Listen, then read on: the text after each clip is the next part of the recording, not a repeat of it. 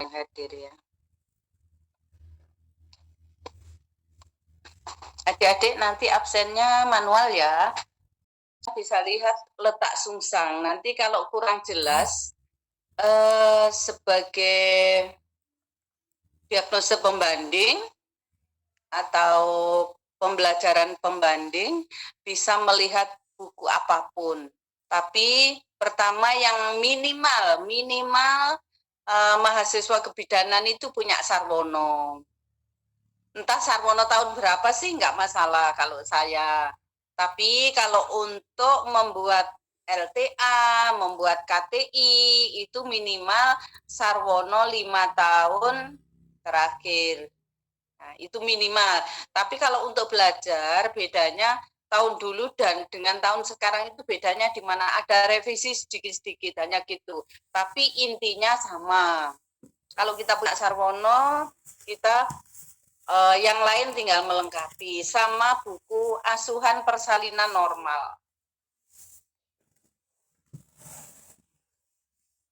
Saya mulai letak sungsang.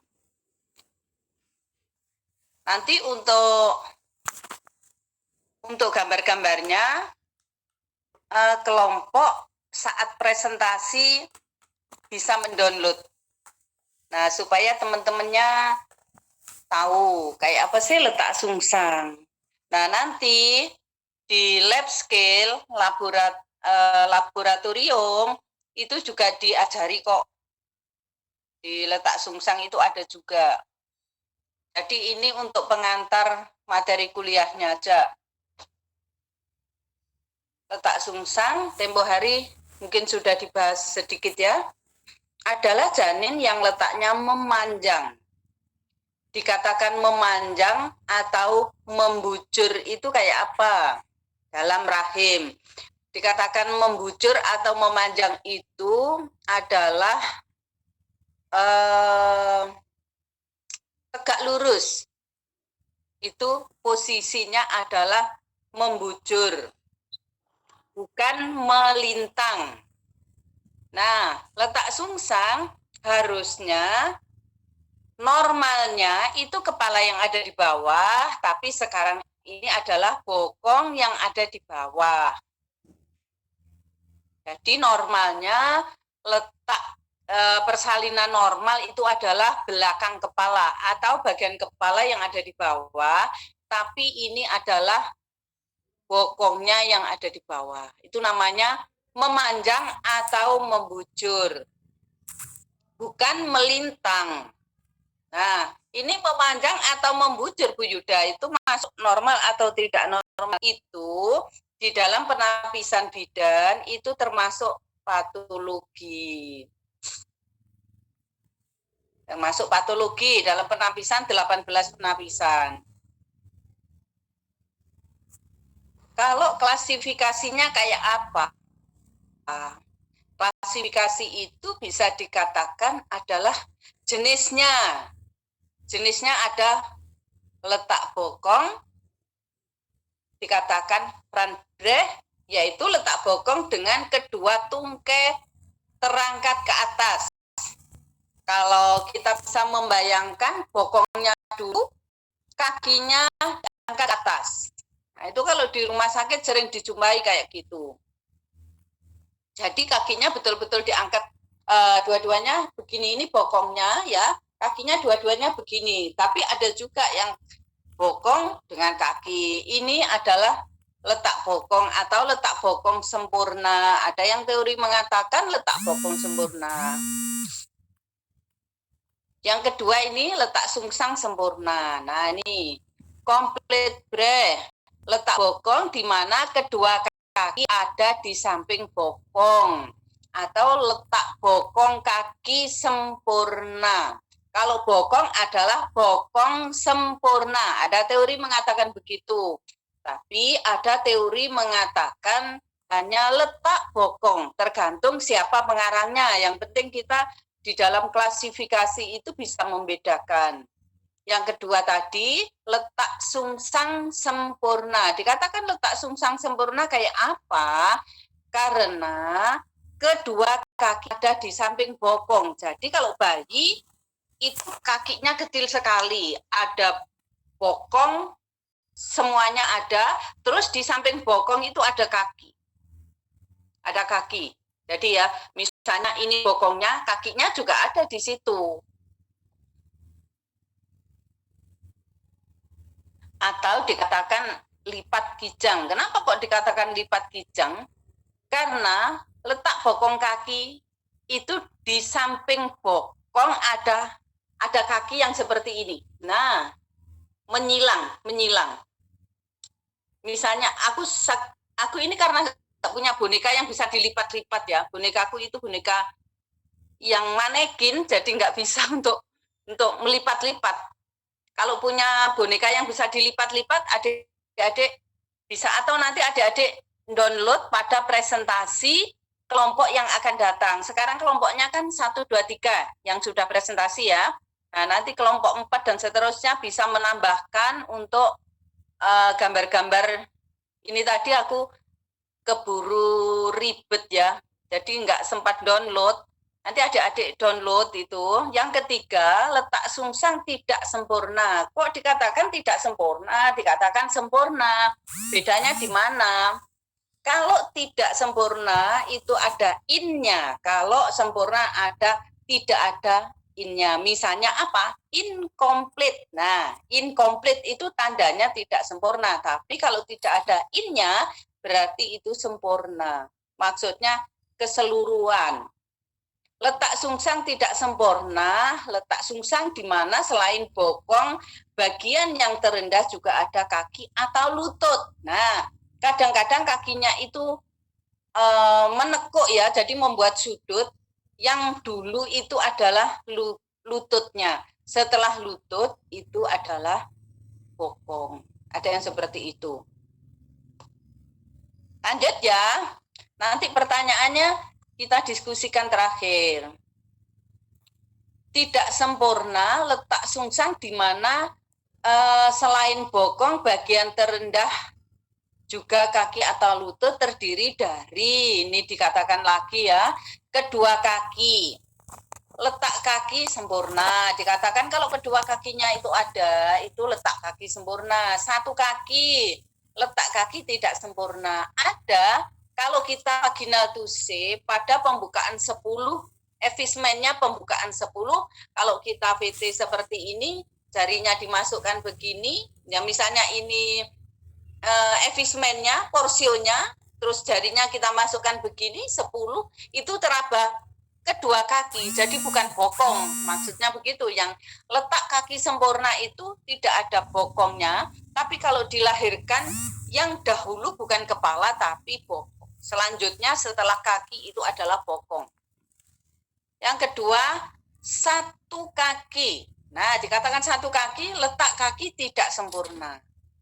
Yang keluar satu kaki dulu, ada yang keluar dua kaki dulu, ada yang keluar kaki dan bokong, ada yang keluar bokong dan lutut, ada yang keluar kakinya melintang, makanya tadi dibilang seperti kijang. Kalau kakinya begini, nah di antara kaki, nah ini kan seperti kijang maksudnya ini, seperti kepalanya kijang. Mudahnya kita mengingat, kita keledai ingatan kita, oh kalau seperti ini, seperti tanduknya kijang, seperti tanduknya kijang, itu seperti kijang, jadi mudahnya kita letak kijang. Kedua lutut, letak lutut sempurna. Kalau lututnya dua-duanya, satu lutut, letak lutut saja namanya, itu di bawahnya presentasinya kayak gitu.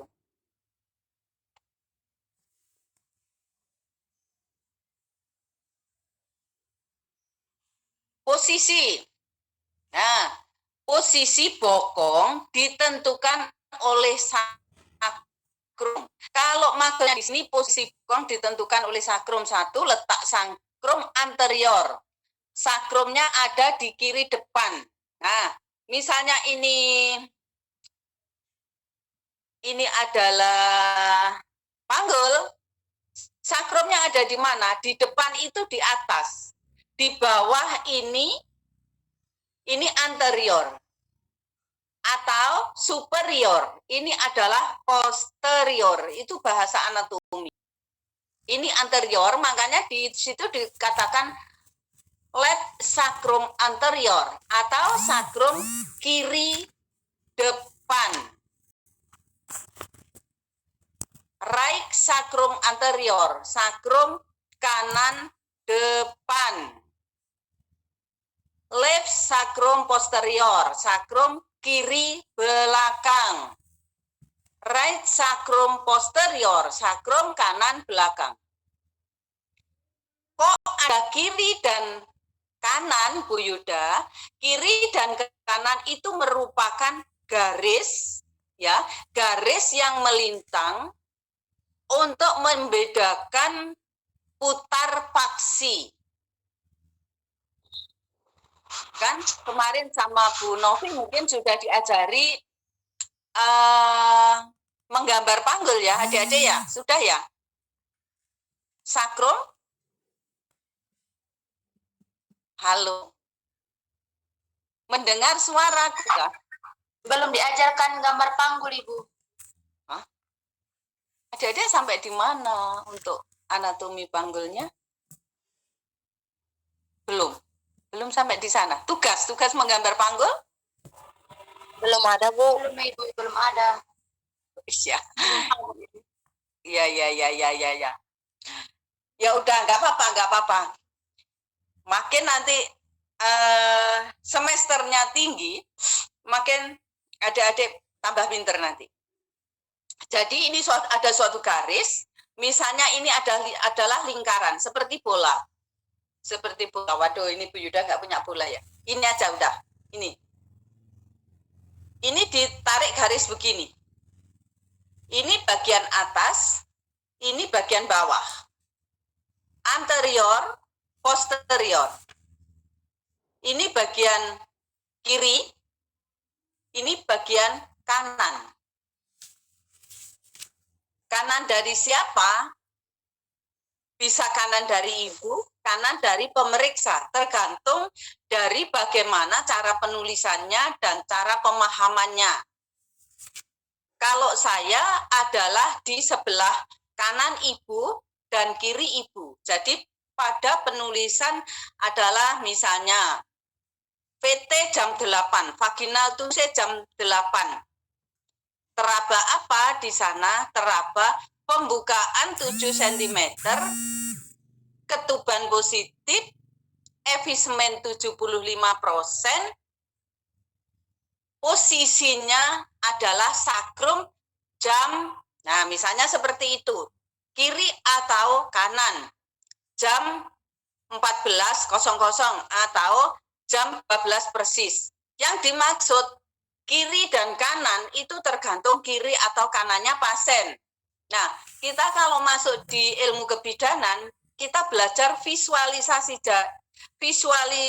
ingatan. Jadi kita bisa membayangkan sesuatu yang tidak kelihatan. Karena yang kita periksa itu adalah manusia, dan itu letaknya serviks tidak bisa dilihat. Jadi perasaan kita aja. Begitu tangan ini masuk di vaginal tuse, ya, kita akan meraba apa yang ada di sana itu. Apa yang ada di sana, sehingga kita dikatakan posisi bokong ditentukan oleh sakrum. Ada 4 posisi. 1, sakrum kiri depan. Sakrumnya kiri depan itu ada di mana? Kalau ibu ada di sini. Kalau saya ada di sebelah kanan saya. Itu misalnya ada gambar bulat. Nah, gambar bulat, bola bulat, itu ada sakrum. Ya, kalau kita vaginal tuse seperti ini, teraba sakrum kira-kira jam berapa itu ada di kiri depan. Itu namanya anterior. Kalau sakrumnya ada di kanan depan, juga namanya sakrum anterior. Pokoknya ada di bagian atas yang aku bilang ini tadi, semua dikatakan depan. Yang belakang ini namanya belakang. Jadi yang membedakan garis ini. Kalau di atas depan, di bawah belakang. Bahasa anatominya adalah anterior, di sini posterior. Anterior dan posterior bisa dikatakan atas dan bawah. Anterior dan posterior bisa dikatakan depan dan belakang. Kalau aku duduk di sini, belakangku ini ada kamar, ini posterior. Bisa dikatakan seperti itu. Jadi saat kita memberikan pelayanan itu pelayanan apa? Tapi kalau pelayanannya kita lagi vaginal touche, 2 jari dimasukkan di dalam serviks, itu bahasanya adalah atas dan bawah. Tapi di saat kita melahirkan bayi pada kita misalnya bokong atau kepalanya lagi keluar, itu bahasanya tetap anterior posterior. Tapi kalau kita belajar anatomi seluruhnya dari head and to toe, dari kepala sampai ujung kuku, itu kita mengatakan belakang, ya belakangnya seperti Bu Yuda ini, di belakangku ada pintu lah, itu namanya posterior. Itu yang harus bisa bedakan. Kadang-kadang kalau ada dokter mengatakan, oh posterior itu kita belajar di apa? Kalau kita belajar di kebidanan, posterior ada di bawah. Bedanya itu.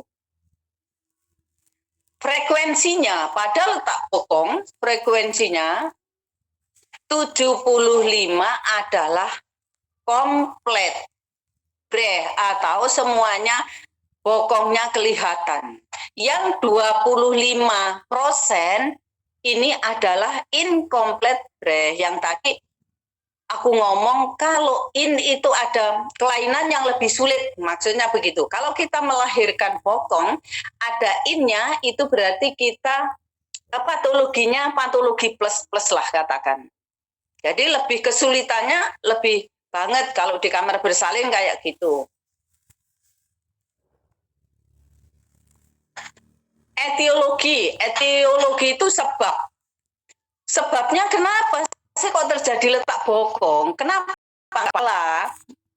Ya, sebabnya di nomor 1 dikatakan fiksasi kepala pada pintu atas panggul tidak baik atau tidak ada. Fiksasi itu suatu, kalau misalnya kepala itu sudah masuk panggul, masuk di pintu atas panggul, kepala itu tidak akan bisa kembali lagi. Misalnya sudah masuk begini, ya. Ini ada suatu seperti menjerat kepala itu, jadi tidak akan kembali ke sini. Kenapa? Karena di atas panggul kalau kita belajar kan ada promontorium, ada osakrum, linea innominata, tepi atas simfisis, dan simfisis sepihak. Artinya sepihak itu melingkar. Jadi tidak hanya separuh. Jadi ada misalnya begini, ini ada promontorium, linea innominata, tepi atas simfisis kayak gitu sepihak, dan simfisis pubis. Itu melingkar kayak gitu. Kalau sudah masuk di situ, dia tidak akan bisa keluar. Tapi di sini kepalanya tidak bisa masuk dengan baik. Karena kalau kepala bentuknya itu adalah bulat dan keras. Kalau sudah masuk di panggul terjadi fiksasi. Kebetulan ini tidak. Yang masuk dulu adalah bokong di panggul. Atau panggulnya sempit. Nah, ini disebabkan fiksasi kepala PAP tidak baik atau tidak ada. Kenapa? Karena panggulnya sempit. Mungkin ada hidrosepalus. Hidrosepalus itu apa? Kepalanya lebih besar, berisi cairan. Cairan apa? Cairan otak. Bisa hidrosepalus karena dia nggak bisa masuk di panggul. Atau anensepali, postpartum, tumor pelvis, dan lain sebagainya. Anensepali itu tidak mempunyai kepala, atau kepalanya ada tapi kecil sekali. Itu yang mempengaruhi dia, karena orang hamil itu ada gravitasi bumi. Gravitasi bumi itu ada suatu ketertarikan, ada suatu daya listrik, ya. Bumi ini ada daya listriknya, manusia juga ada daya listriknya, sehingga ada suatu gaya yang menarik letak daripada bayi itu tertarik bokongnya ke bawah. Kepala juga bisa begitu ya Bu Yuda, bisa. Itu makanya ada teori suatu kehamilan bisa terjadi letak kepala atau letak bokong. Kenapa? Karena ada daya tarik bumi, gravitasi bumi. Makanya letaknya membujur. Yang kedua, janinnya mudah bergerak. Kenapa kok janin itu mudah bergerak? Sehingga bisa terjadi letak bokong.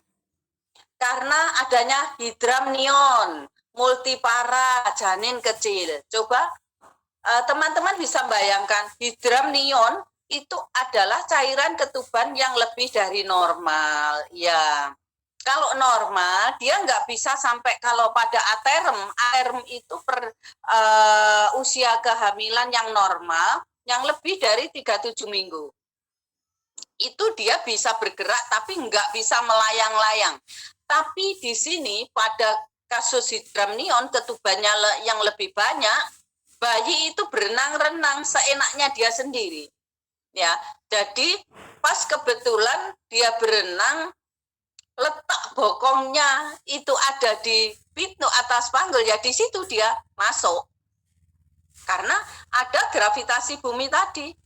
Sehingga dia masuklah di pintu atas panggul, masuk di bidang tengah panggul, masuk di bidang bawah panggul.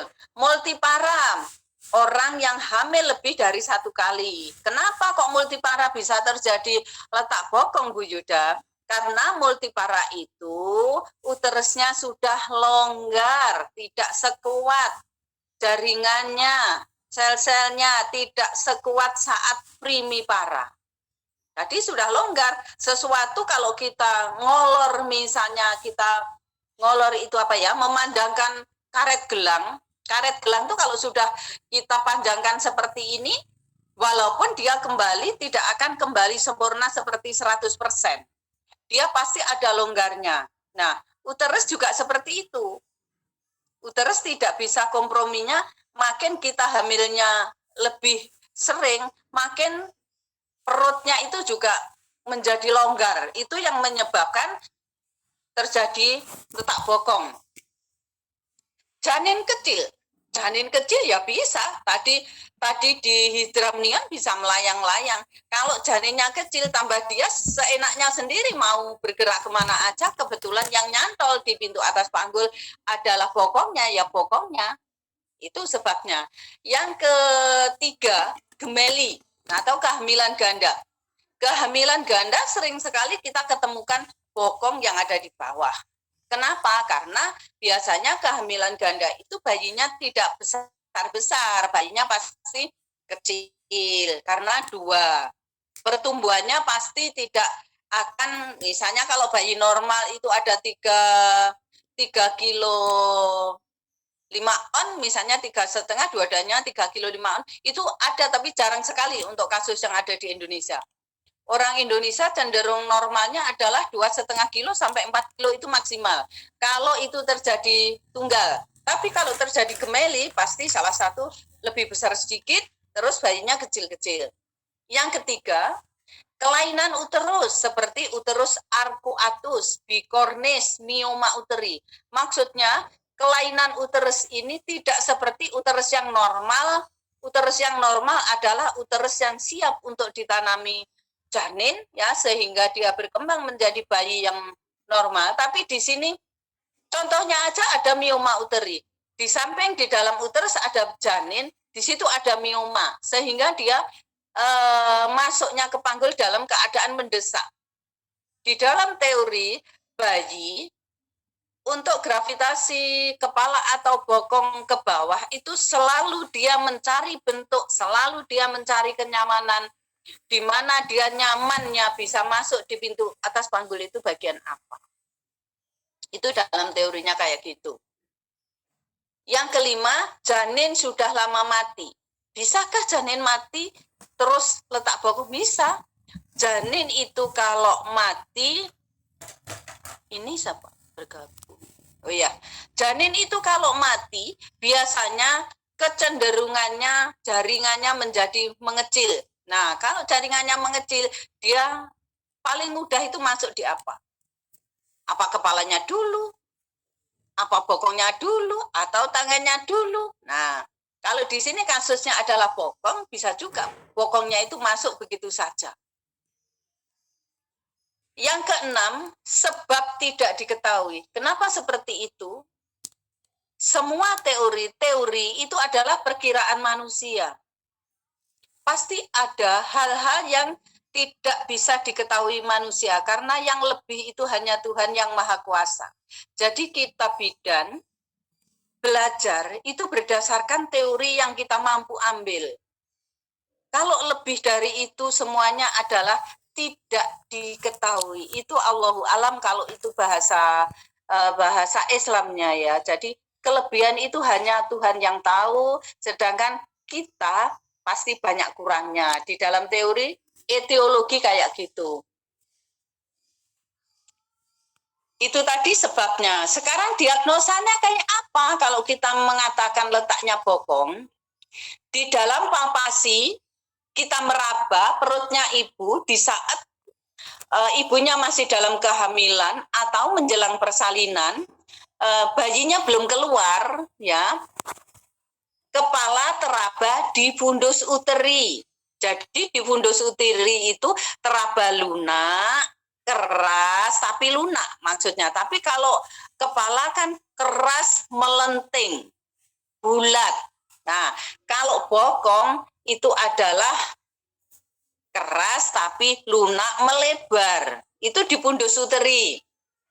Bagian bawah bokong dan punggung kiri atau kanan. Maksudnya setelah kita palpasi, kalau ini bawah, ini atas, di fundus uteri ini ya teraba bokong, di samping uterus kanan dan kiri ini teraba punggung, punggungnya kiri atau kanan. Kayak gitu. Kepala teraba di fundus uteri, kebalik ya udah. Kepala teraba di fundus uteri, bagian bawah itu bokong. Kalau kepala adalah bagian yang sangat keras dan melenting, tapi di bagian bawah itu adalah bagian lunak. Biasanya kalau kita palpasi pada kehamilan yang normal, yang bawah itu kan kepala, yang atas itu bokong. Tapi ini diketemukan yang atasnya fundus uterinya adalah kepala. Kebalik ya tadi penjelasannya Bu Yuda. Ini saya klarifikasi. Yang bagian atas teraba kepala, kepala itu bentuknya keras melenting. Kalau digoyang-goyang bisa, di fundus uteri. Tapi di bawah itu adalah bokong. Bokong itu tandanya melebar lunak.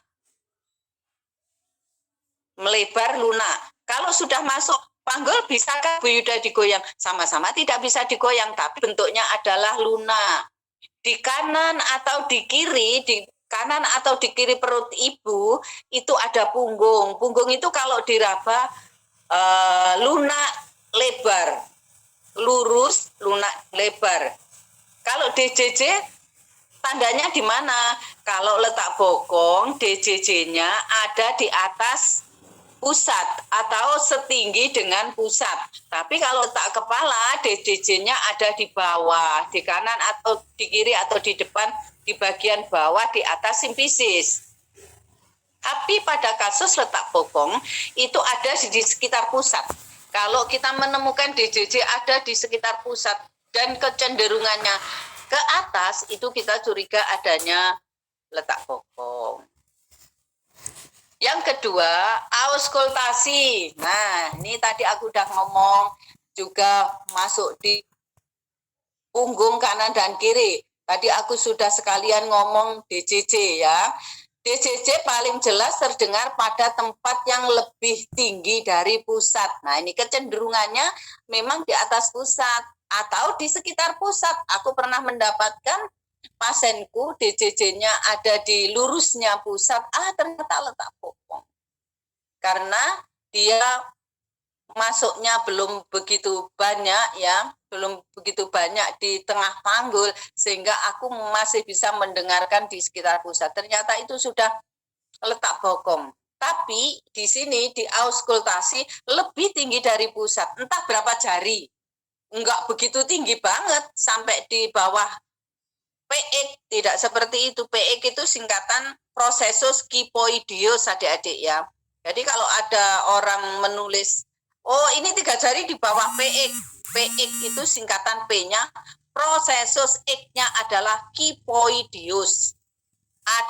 Atau tulang yang ada di bagian atas perut ibu itu namanya sudut dari prosesus kyphoideus. Itu kalau auskultasi, tadi dengan diagnosanya dengan palpasi, dengan auskultasi. Sekarang diagnosanya dalam pemeriksaan dalam bagaimana ya? Kalau dengan pemeriksaan dalam dapat diraba dengan osakrum. Itu tadi yang aku cerita, kanan atau kiri. Osakrum, tuber isi I, dan anus. Kadang-kadang kaki atau bila pada letak kaki. Maksudnya gimana? Kalau kita vaginal tuse, kita bisa meraba osakrum. Bentuknya kayak apa osakrum?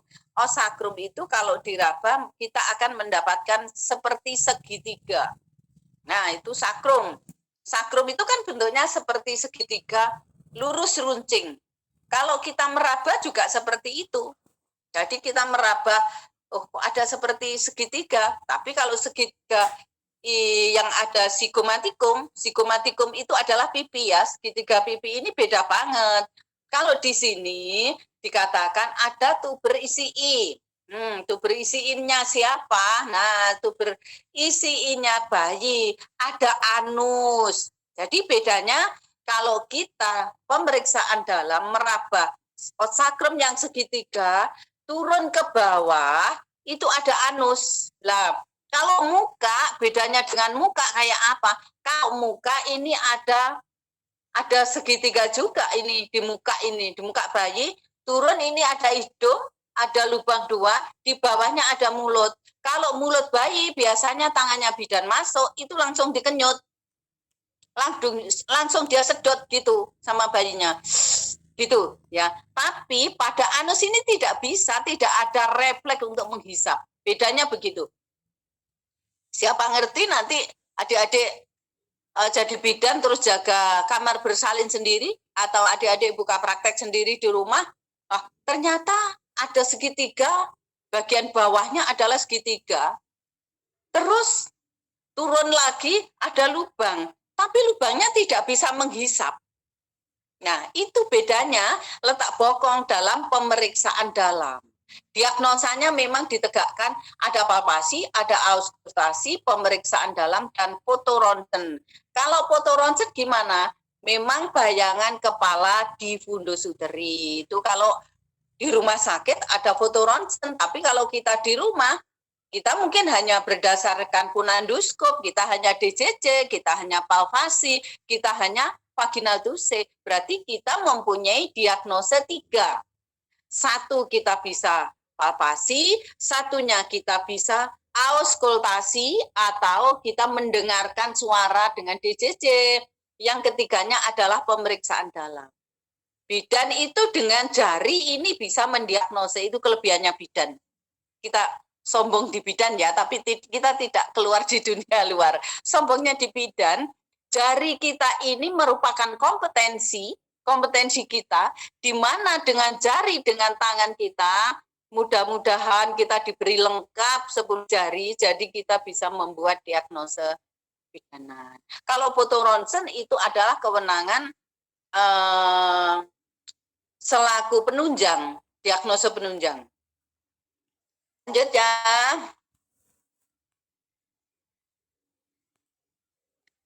Mekanisme persalinan sungsangnya kayak apa? Bagaimana caranya kita melahirkan persalinan sungsang? Di sini dikatakan sebetulnya sama dengan letak kepala, ya, cuman bedanya yang masuk di pintu atas panggul adalah bokong. Lah, letak sungsang boleh dibersalin di mana? Kalau kita tahu letak sungsang, kita harus rujuk terutama pada primipara. Kecuali pada multipara, bayinya kecil, itu bisa tolong di PMB. Tapi kalau kita tahu itu letak sungsang, sebaiknya dirujuk karena itu masuk di 18 penapisan. Takutnya nanti begitu masuk di kepala atau namanya coming head.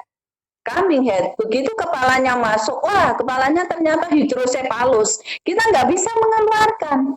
Itu mungkin kalau adik-adik pernah dengar ya, dulu di Kabupaten Malang itu pernah ada bidan loh yang nulung letak sungsang, akhirnya dia nggak bisa, ya Allah naudzubillah min dzalik, ya aku sampai bilang gitu. Dia nggak bisa melahirkan, jadi tinggal kepalanya awil-awil dikirim ke rumah sakit. Itu heboh sedunia mayanya Indonesia sampai tiba seperti itu. Itu ada di Malang Raya. Itu hanya sekedar untuk kita mengingat karena kita ada hukum memberikan pelayanan, juga kita ada hukum tanggung jawab dan tanggung bukan. Hati-hati. Persalinan berlangsung agak lama karena bokong atau kepala bokong lebih lembek jadinya. Bukan seperti kepala tadi aku sampaikan, kepala itu bulat, keras. Ya, tapi kalau bokong itu lebih lembek, jadi kurang kuat untuk menekannya. Menekan di mana kira-kira bagian bawah? Nggak sama banget dengan kepala. Ini orang-orang yang sudah melahirkan bokong. Ini adalah orang-orang yang sudah mempunyai profesionalnya tinggi kalau itu bidan.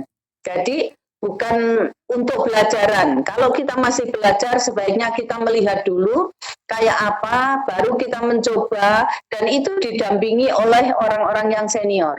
Kalau masih belum pernah melahirkan, jangan coba-coba melahirkan bokong sendiri. Karena resikonya besar sekali. Itu pun apabila terjadi emergensi. Kalau enggak terjadi emergensi, jangan melahirkan letak sungsang. Kesulitannya banyak sekali. Kurang kuat menekan sehingga pembukaan agak lama. Katakan seperti itu. Menekan apa kira-kira? Ya menekan serviks lah. Serviks itu perlu penipisan dan pembukaan. Jadi menipis dulu, baru serviksnya membuka. Makanya prosesnya juga agak lama. Nanti melahirkannya juga agak lama. Kenapa? Karena bokong lebih lembek daripada kepala. Kalau kepala itu bulat, keras menekannya, begitu keluar seperti bola. Kalau yang kepala sudah lahir, bahu, dada, kaki, perut, dan lainnya mudah sekali. Tapi di sini ada 2 stase kalau bokong. Begitu bokongnya lahir, atau kita melahirkan kaki dulu, ya, putar ke atas, putar ke belakang, baru kita kait, baru kita melahirkan tangan, baru kita kepala. Jadi kalau prosesnya orang-orang yang sudah profesional itu nggak menjadi masalah. Tapi bagi adik-adik yang masih belajar, itu perlu sering mencoba. Bukannya adik-adik nggak bisa, adik-adik akan lebih bisa daripada kami yang senior. Tapi adik-adik terus berlatih. Tempat berlatihnya di mana? Di rumah sakit. Karena kalau di rumah sakit itu didampingi oleh orang-orang senior dan orang ahli. Kadang-kadang dokter SPOG-nya mau mendampingi. Dok, aku belajar ya dok. Gitu. Bilang gitu nanti dokternya pasti mengizinkan asalkan kita hubungan personalnya baik. Tapi kalau kita hubungan personalnya kurang baik, kita takut, oh dia spesialis kayak gitu. Ya kita hanya sebagai melihat saja. Kasusnya kayak gitu kayak di rumah sakit. Mekanismenya, bokong masuk pintu atas panggul dengan garis depan bau pada pangkal paha melintang. Nah, garisnya adalah pangkal pahanya melintang atau miring. Ya, melintang itu begini, miring itu begini. Ini garisnya adalah pangkal paha. Pangkal pahanya siapa? Bayi. Maksudnya bayi. Kalau bokong ikut tengkurap kan begini. Ya, begini. Tapi ini dikatakan dia masuk itu melintang dulu gini, baru miring begini. Baru nanti bisa dilahirkan. Kalau dia tidak miring, kesulitan masuk di bawah. di hot 3-nya itu kesulitan sekali. Di sini dikatakan dengan turunnya bokong terjadi putar sehingga di dasar panggul garis pangkal paha letaknya menjadi muka belakang. Kalau tadi seperti ini, lama-lama miring seperti ini, akhirnya begini. Lah ini kan muka, ini belakang. Tadi aku ngomong ini anterior, ini posterior. Ini bisa diartikan ini di muka, ini di belakang. Atau ini di depan, atau ini di belakang. Atau atas dan bawah. Kalau dia masuknya bokong pada garis depan bahu pangkal paha, garis depan bahu pangkal paha. Awalnya begini dia masuk di dalam panggul, akhirnya miring atau oblik. Kalau ada orang ngomong, oh letaknya oblik, oblik itu artinya miring. Kalau sesudah miring seperti ini, baru dia mencari miring yang sempurna, yang seperti ini, sehingga menjadi tegak lurus. Yang tegak lurus apanya? Pangkal paha. Sehingga posisinya bokongnya itu miringnya, kalau ini oblik ya, miring tidak sempurna, ini oblik, miring tidak sempurna. Sehingga berapa ya? 90 derajat.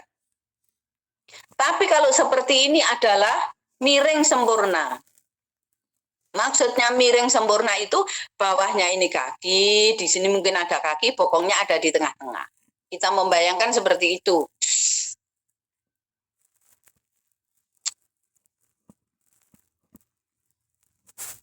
Menjadi hipomohlion. Hipomohlion itu apa? Kira-kira hipomohlion itu adalah petunjuk arah. Petunjuk arahnya siapa? Petunjuk arahnya bidan yang menolong persalinan letak bokong. Dia dikatakan hipomohlionnya di bawah simpisis. Kalau sudah di bawah simpisis, letaknya itu begini, begini, ya, miring sempurna. Ini misalnya ini simpisis, bukan begini, bukan begini, tapi menjadi begini. Itu di bawah simpisis, itu sudah keadaannya seperti ini baru bisa dilahirkan. Kalau tidak seperti itu tidak bisa dilahirkan. Terjadi laterofleksi tubuh janin atau punggungnya. Fleksi, yang fleksi siapa? Jadi punggung janin. Bukan bokong janin, karena bokong tidak akan menjadi fleksi. Fleksi itu menekuk adik-adik. Bahasa anatominya, fleksi itu menekuk. Kalau kepala bisa menjadi fleksi dan defleksi. Tapi di sini adalah yang menjadi fleksi itu adalah tubuh janin atau punggungnya tadi. Kalau dia tidak menjadi fleksi, kesulitan. Sehingga trochanternya belakang melewati perineum baru bisa lahir. Trochanter itu kira-kira apa ya? Itu kan ada tulang pangkal paha, ya. Ada tulang pangkal paha yang tadi aku bilang itu sebagai penunjuk arah atau hipomohlion. Atau sebagai hipomohlion. Sekarang trochanternya ada di belakang melewati perineum. Trochanter, penunjuk arah yang ada di belakang ini sudah melewati perineum, baru bisa lahir. Kalau tidak begitu juga sulit. Yang keempat, setelah bokong lahir, diikuti kedua kaki. Kalau bokongnya sudah lahir sampai di trochanter, ya, diikuti dua kaki. Kakinya harus dilahirkan. Kadang-kadang kalau bokong sempurna, dia dibiarkan, kita biarkan saja, itu bisa lahir. Tapi kalau tidak sempurna, bokong kakinya tidak sempurna, itu kakinya harus dilahirkan dulu juga. Tangannya bidan masuk, terus kakinya dilahirkan satunya dikait juga terus dilahirkan. baru trochanter dipegang dengan kedua jari begini. Misalnya ini bayi, nah ini trochanter, jarinya begini, kedua jari tempuk begini. Baru itu bisa melahirkan, maksudnya begitu. Kemudian sedikit terjadi rotasi untuk memungkinkan bau masuk PAP. Posisinya melintang atau miring. Kemudian kepala dilahirkan. Nah, mudah sekali. Kalau bokongnya sudah lahir, trochanter mayornya sudah lahir, sudah kedua-duanya lahir, tulang pangkal pahanya, trochanter itu tulang pangkal paha sudah dilahirkan, tangan kita begini, kita akan melahirkan bau. Baunya siapa? Baunya bayi. Caranya bagaimana? Ada teori, yang ini dibawa ke atas, jari kita dimasukkan begini, dikait, dilahirkan tangannya, dibawa ke belakang posterior, ya. Jari kita dimasukkan, terus kita kait, kita lahirkan. Baru kita akan melahirkan kepala. Caranya bagaimana? Kedua tangan kita menekan daripada punggungnya bayi. Satu tangan atau dua jari masuk di mulut bayi. Terus kita kait, kita lahirkan ke atas simpisis. Ini namanya melahirkan kepala secara morisu. Nah, mungkin adik-adik pernah dengar itu. Oh, melahirkan kepala, dikait, Dek, dikait. Kalau hanya baunya aja yang dipegang seperti ini, tangan satunya ini tidak mengait kepala, ya tidak bisa. Nah, itu yang saya maksud, itu perlu keterampilan kelas tinggi. Tapi makin sering kita melihat, makin sering kita mencoba, kita menjadi orang yang profesional. Bukannya kita tidak bisa. Kita bisa, tapi itu perlu belajar sering melihat, sering mencoba, maksudnya begitu. Dan di saat kita melakukan itu harus ada pendampingan orang-orang yang betul-betul menguasai.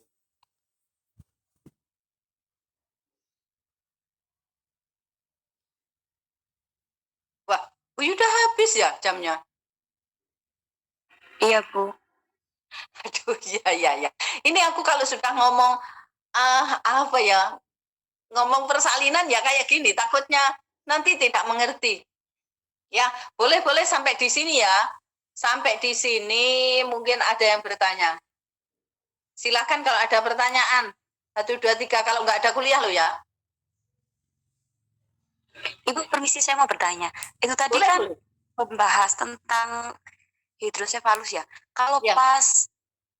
Kalau pas hamil itu hidrosefalus apa bisa ditemukan pas saat kita USG? Nggak bisa. Hidrosefalus itu bisa dideteksi dengan USG. Nggak bisa. Cuman kita mempunyai suatu teori kemungkinan. Makanya tadi aku bilang 1, 2, 3 kita bisa estimasi. Estimasi itu teori untuk memperkirakan berdasarkan perabaan, berdasarkan pendengaran, ya, berdasarkan vagina itu C. 3 tahapan ini bisa bidan lalui. Palpasi berdasarkan palpasi. Nah, kemungkinan kalau yang letak bagian bawah itu bokong, kita mempunyai estimasi jangan-jangan ini letaknya bokong, begitu loh. Makanya tadi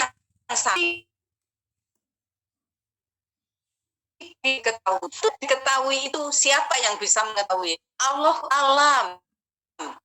Dan ini hanya belajar teori yang sekiranya kita tahu.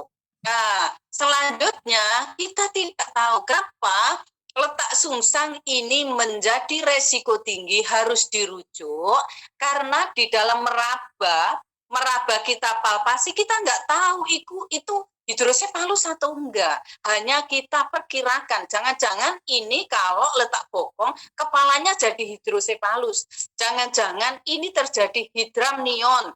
Jangan-jangan ini terjadi anencefali. Jangan-jangan terjadi mioma uteri di samping kehamilan. Ini masuk resiko tinggi. Jadi kalau kita merujuk pasien ke rumah sakit, apa diagnosanya apa? Suspek, diagnosanya suspek letbo. Suspek itu kemungkinan letak bokong. Berdasarkan apa, Bu Bidan? Berdasarkan aku palpasi, berdasarkan aku auskultasi, berdasarkan aku vaginal tusi. Tapi lainnya, kepastian itu nggak bisa kita menentukan karena kepastian harus ada penunjang yang lain. Itu ya bagi yang tanya tadi ya. Ya Ibu, terima kasih. Terima kasih. Boleh ada yang bertanya lagi, kalau nggak kuliah lo ya, biar aku nggak mengganggu. Nggak ada ya. Kalau nggak ada, saya cukupi. Terima kasih. Selanjutnya, nanti minggu depan itu adalah UTS. Aku kepinginnya UTS itu adalah IC. IC itu adalah penjajakan. Bagaimana sih teman-teman itu menguasai nggak materi kuliahku? Nah, itu untuk introspeksi antara mahasiswa dan dosen. Cuman belajarnya agak sedikit mempeng kalau IC. Cuman kalau multiple choice bisa menghitung ini apa ya, benik ya istilahnya. ABC